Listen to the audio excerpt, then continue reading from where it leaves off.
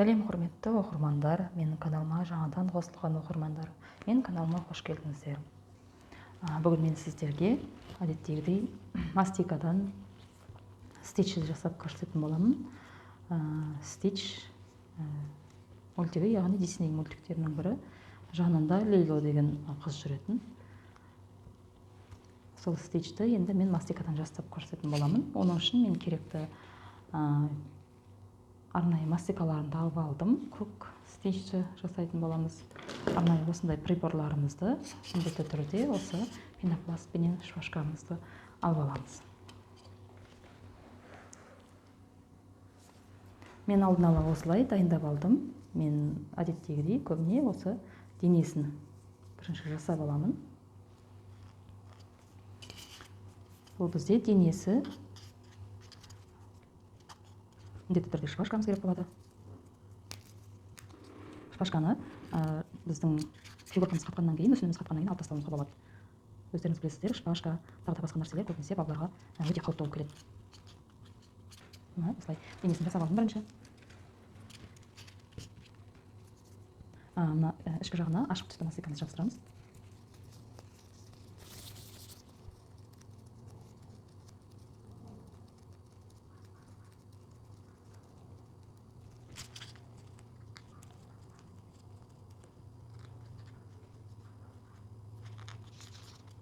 Mana денесі дайын болды.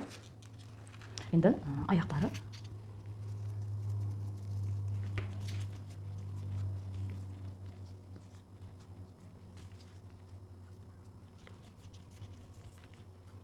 Қазір күн ыстық, біздің мастикамыз өте жұмсақ. Сондықтан осындай шпажкаға жасаймыз. Денесін құлап кетпеу үшін. Бұл бізде аяқтары. Және аяқтарының алдыңғы жақтарына мен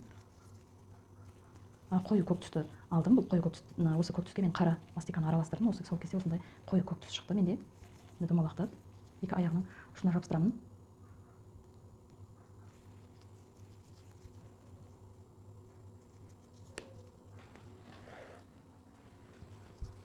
Және оны бөлеміз. Төртке бөлдім, төрт бөлге. Енді жабыстырамыз.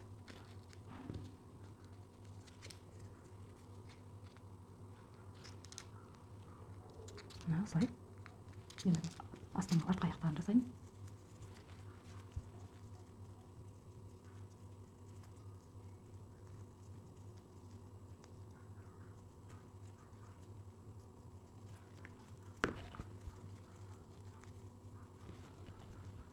Менде дәл өзіндей болып шықпаса да, мен көбіне қарапайым әрі оңай жолмен көрсететін боламын.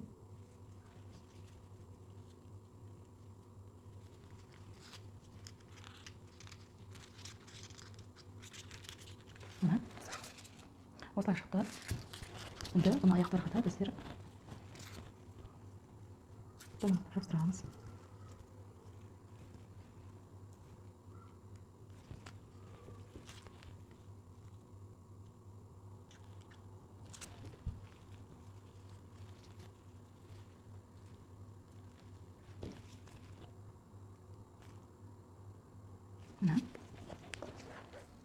Осылай жасадым. Арқасында да тура осындай қою көк түсті өзінің арнайы дақтары болады арқасында.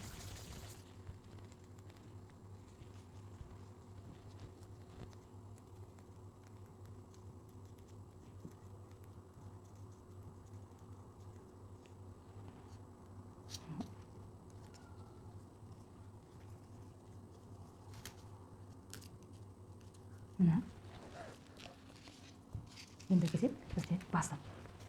Басын осылай домалақтап алдым. Жақсылап домалақтап аламыз. Үлкендірек болып кеткен сияқты.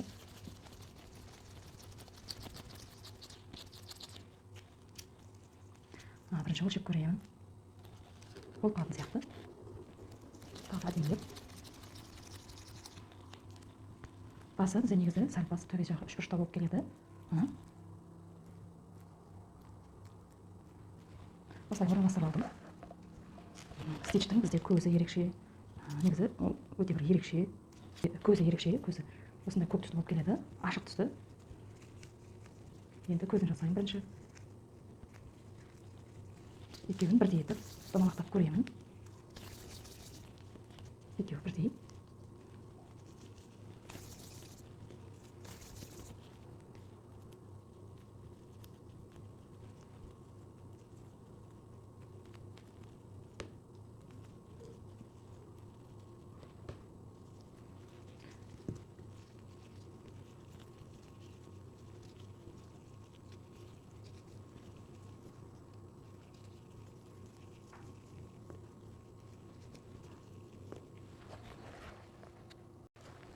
Енді көздері ерекше болғандықтан алты жақты үшкірлеу.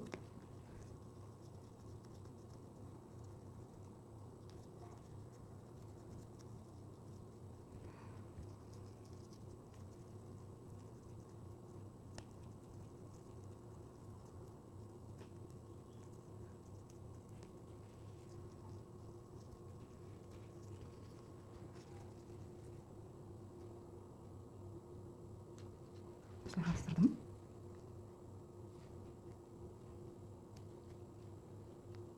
Мына стичтің көзі. Енді ішіне қарасын. Қараны көптен сәл кішірек етіп аламыз. Тым кіші емес, тым үлкен емес.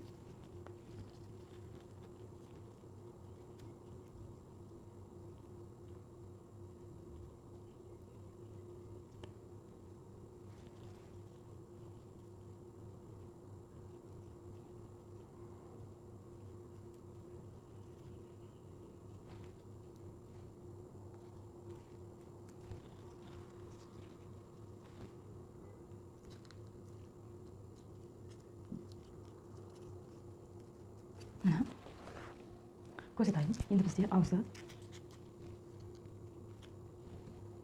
Аузы білесіздер, мен астыңғы жағына ашық көкті қоямын. Өйткені аузының астыңғы жағы ашық көк түсті.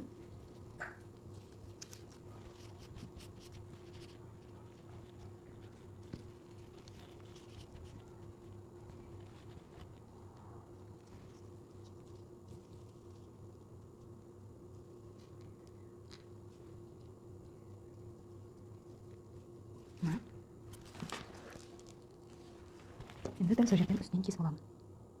Осылай сызық түсіріп кесемін.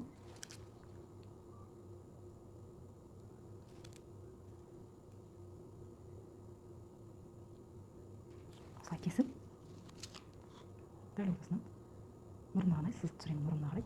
Мына қою түсті көп бізде мұрнына.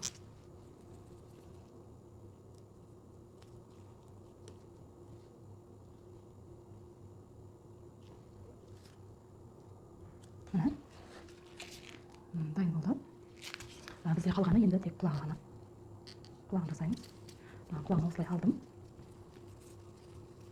Ішіне ашық розовыйды аламыз.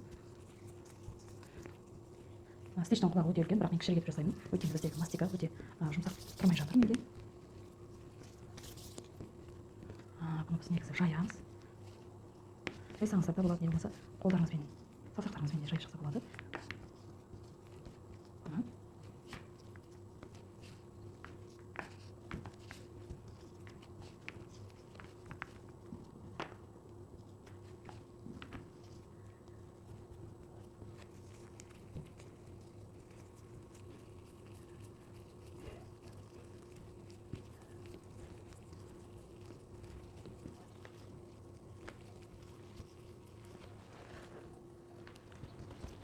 Розовый түсті де дәл солай жайып аламыз.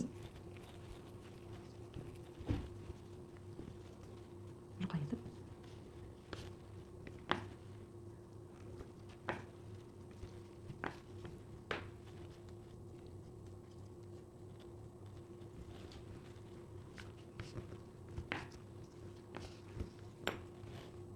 Мына бізде құлақтары дайын. Енді құлақтарын өздеріңіз білесіздер. Шеттері кесік болады, біздерде осылай кішкене кесеген жерлер болады стичте.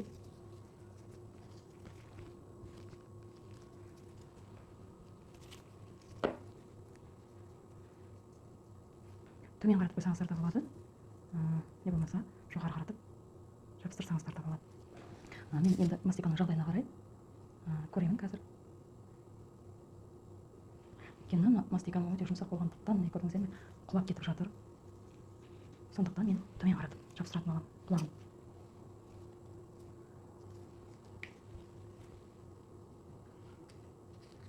Осылай жабыстырғанымыз дұрыс сияқты. Құлап кетпеу үшін.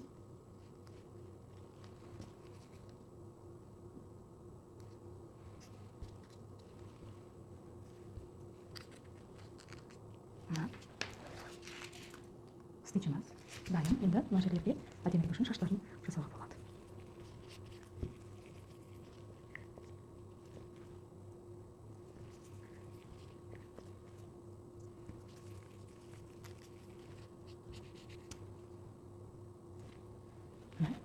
Біздің стичіміз дайын.